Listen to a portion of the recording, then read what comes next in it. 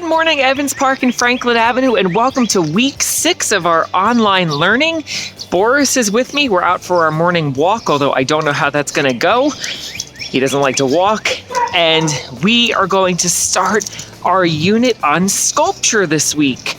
Now, I had this idea of starting a sculpture project with you, and I heard from a student at Evans Park, Kate Ryan actually, and she said to me, Mr. Price, can we do a unit on fantasy like mermaids and rainbows and unicorns? And I said, that's a great idea. So I decided to combine my ideas on sculpture with Kate's ideas on fantasy to come up with some different projects for us to try. So let's first talk about what a sculpture is. The word sculpture comes from the Latin word sculpere, which means to carve. It refers to the creation of three-dimensional figures, forms, designs from a single block of materials. Sculpture may be one of the oldest forms of art there is. There are two major sculptural processes. The first one is subtractive.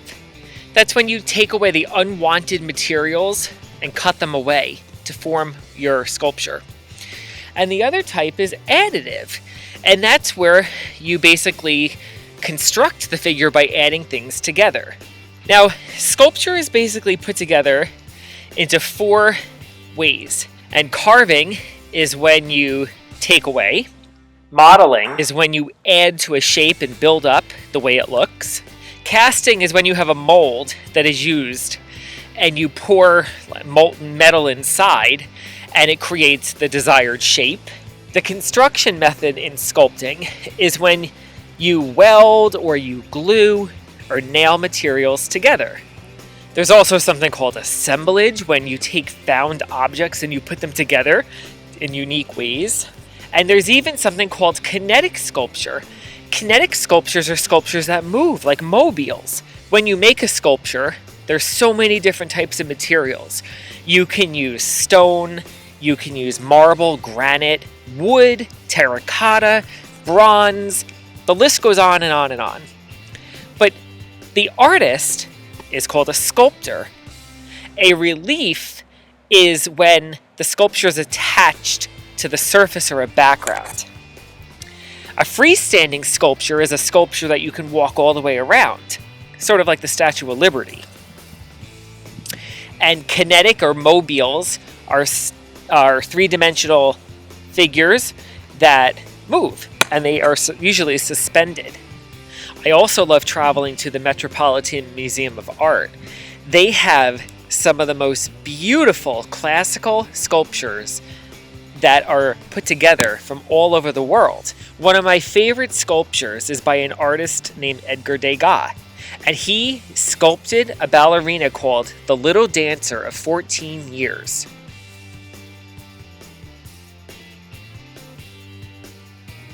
So using Kate's idea, which I thought was wonderful, I have some different examples of art or sculpture that kind of reflects our theme for the week. So take a look and see some of the cool things that I discovered.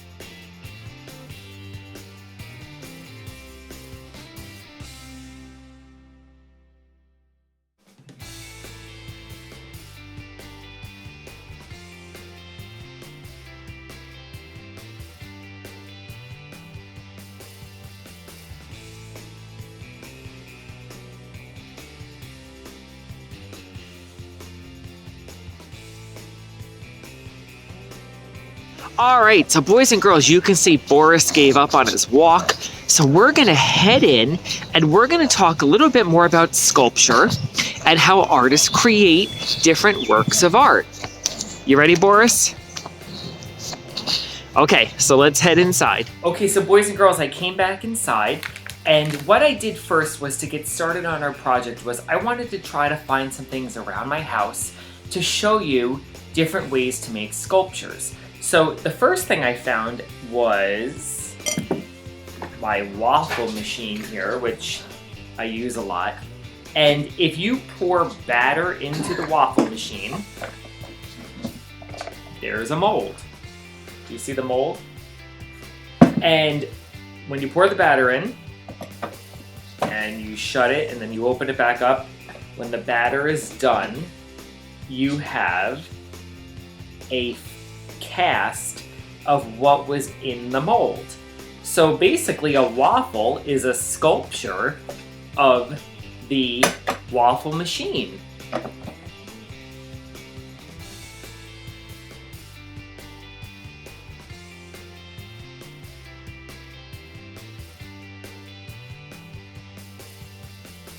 So I thought that was pretty cool. And I also found this clay here because I'm just gonna open it up and I'm gonna use this for a different project. But just to show you that if I was gonna make a sculpture using this, using what I talked to you before about carving, carving would be when you have a big lump of whatever material that you're using, and you take tools like chisels or hammers, or in my situation I have a knife here, or you can use a spoon if it's a soft material, and when you carve away and take the unwanted material, you're creating a sculpture, and that's called subtractive because you're subtracting the unwanted material to create your sculpture. Now, the opposite would be modeling or additive, and that would be where you take a lump of whatever your material is. It could be clay, it could be pieces of metal, pieces of wood, and you start sticking everything together by nailing or gluing, or in this case, pushing it together because it's clay. And I can create my sculpture by building onto it, and that's called additive or modeling. Now, assembly is when you take found objects and the sculptor puts them together to create a sculpture. So this could be, maybe I was finding sticks outside and I put together a sculpture. I think there was a beautiful sculpture in my slides there that you saw where it looked like all pieces of wood put together. I also found some aluminum foil, and this is what we're going to use for our projects this week. Aluminum foil is a great material because it can be used to do something called a relief sculpture. A relief sculpture is when you take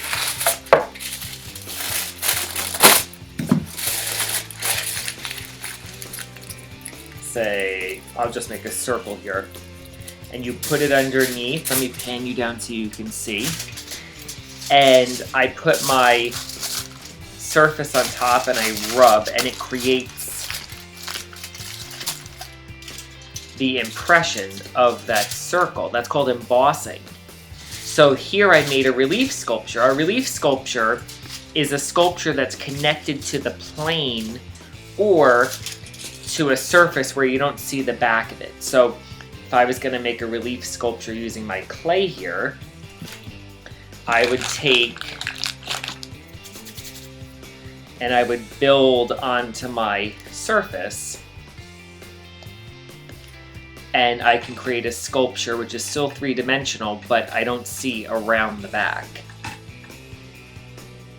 A freestanding statue is a statue that lets me build and create And you can see, I'm just making simple shapes here just to show you, but you can see all the way around it. So boys and girls, we're going to use the aluminum foil to create our projects. Some of our projects are going to be reliefs, some of them will be freestanding, and you'll see how we're going to take the aluminum foil to create our whimsical fantasy project. So at this point, I would like you to click on your grade level link and try the project, and if you master it, please click on another grade level and see what kind of sculptures they're making. Also, boys and girls, make sure that you're filling out the Google form, which is located underneath the intro videos for every week on the homepage. So, I can't wait to see what you're doing, and let's get started.